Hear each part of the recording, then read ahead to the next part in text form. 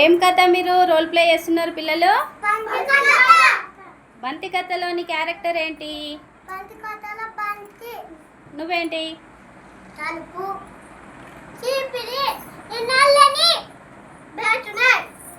Okay, start. నా పేరేంటి